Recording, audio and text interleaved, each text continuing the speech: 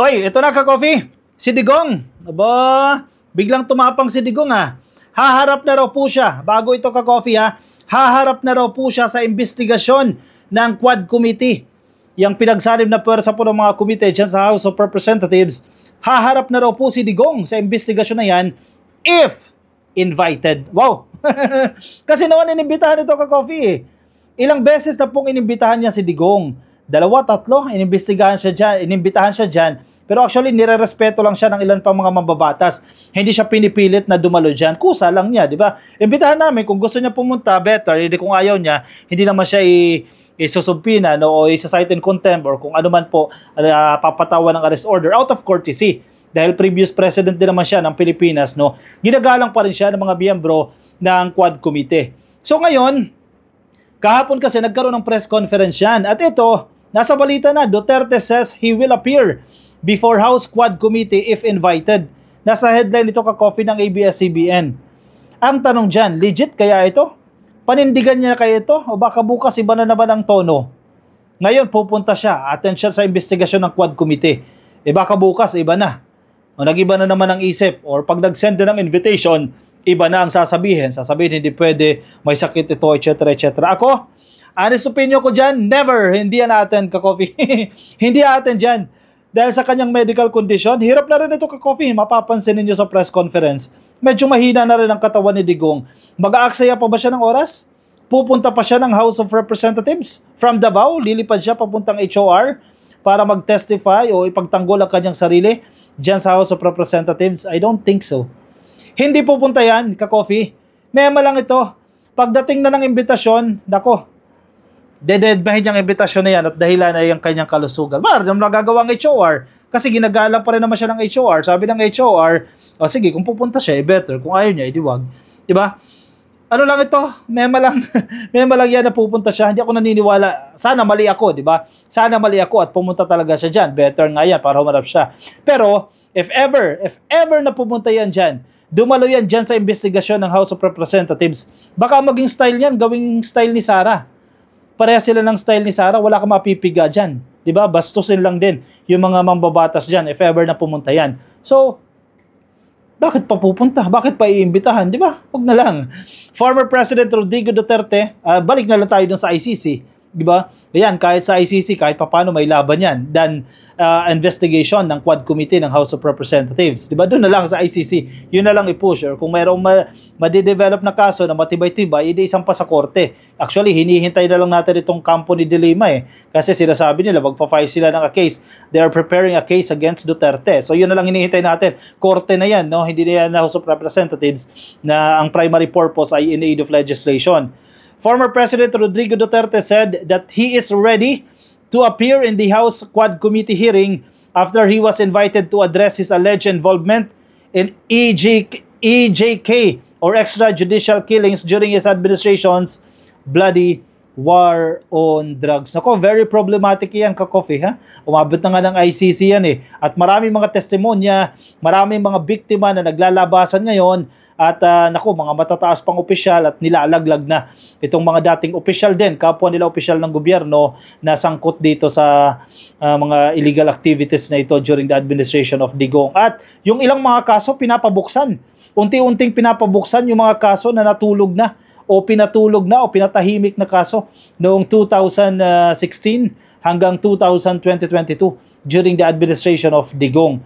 The House Quad Committee said it is also investigating the crimes linked to illegal pogo or offshore Philippine offshore gaming operators and illegal drugs. Kasi 'di ba may mga testimonya diyan na yung incentives na ibinibigay pabuya ka-coffee sa mga law enforcers na magpapatupad nitong tukhang ay nanggagaling daw po sa pogo. Nako. Kailan ba namayagpag yung pogo na yan? Hindi panahon ni Tatay Digong. If it's still pleasure, why not? Anong gusto nilang malaman sa akin? He told the media in a press conference in Davao City, dyan po kahapon po yan, Sabado, no? If they will invite me, I just hope they would ask educated questions, sabi ni Digong.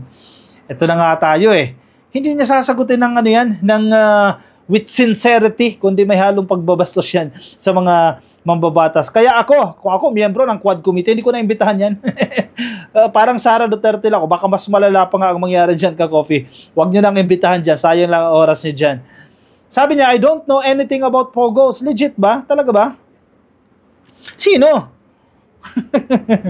When asked by the media on the probe into alleged extrajudicial killings, Duterte said it is true. But he denied the operations of Philippine Offshore Gaming Operation dyan po sa Davao. O baka sa Davao, pero sa ibang lugar. May basbas, no?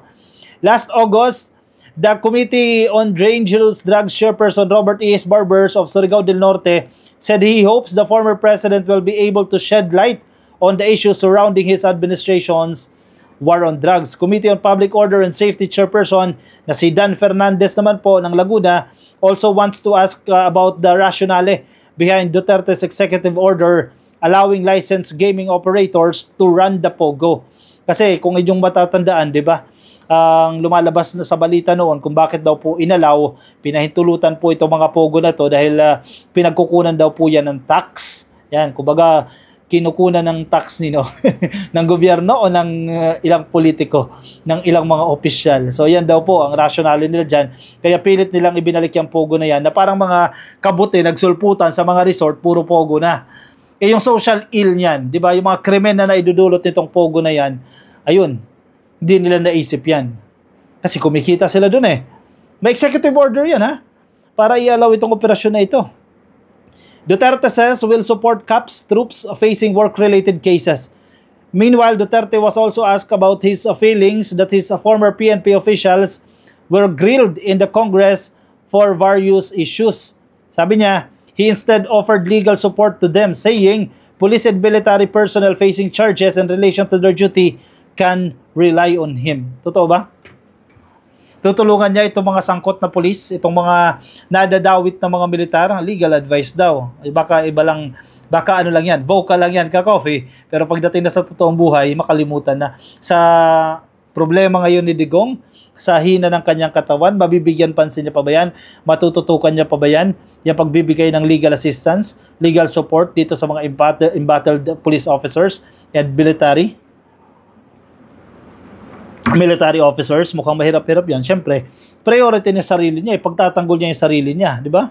He instead offered, Duterte said that he has a debt of gratitude to the uniformed services as the PNP and the Armed Forces of the Philippines have been supportive of him since he was Davao City Mayor, which led to the peace and order of the city. Pero di ba, may mga na-discover dyan si General Torre na pinipeke yung mga numbers dyan sa Davao. So, di rin tayo nakasisiguro, no?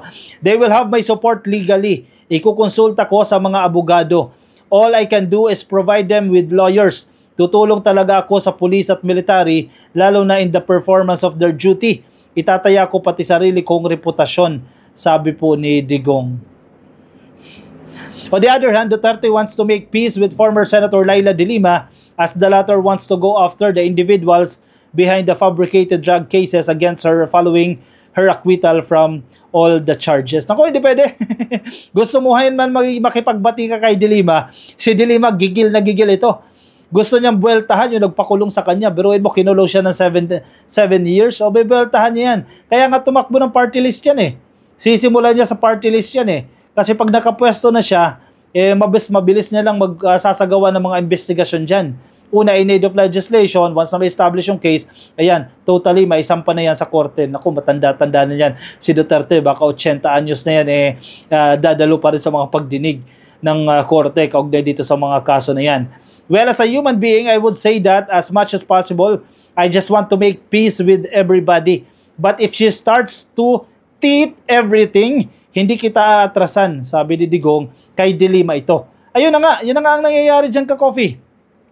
Yan na ang nangyayari kay De Lima. Hindi kayo atrasan yan. Matapos yung ipakulong, nating tulos na kung tutusin Itong si De Lima, nasayang na ang 7 taon niya dyan sa kulungan. Ngayon pa ba siya titigil? Kaya kinakailangan niyang makapwesto Maging mambabatas itong si De Lima para makabawi siya kay Digong Duterte also referenced a supposed teeth video, SEX video, long denied by De Lima, saying he would release it if the former senator does not stop talking against him. Oy, yan na naman sila sa video.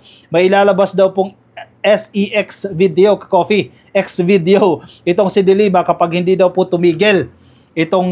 May lalabas daw po si Digong kapag hindi daw po tumigil itong si Dilima. Hindi talaga siya titantanan yan. Hindi siya tatantanan yan. Bebualtahan siya ni Dilima, babalikan siya ni Dilima matapos ang pinaggagawa nila dyan. Nako, sige. Mukhang mahaba-habang battle ito. Kung tutuusin, dapat retired na itong si Tatay Digong Dapat tahimik na lang ito. Relax na lang siya Enjoying his retirement. Yan na lang sana Ang problema hindi pwedeng mawala sa politika Hanggang ngayon, yung buhay niya, nasa politika pa rin Hindi ba stressful ang politics? Hindi nai-stress din siya. Manalo man siya matalo sa battle na ito, nai-stress din siya. Nako.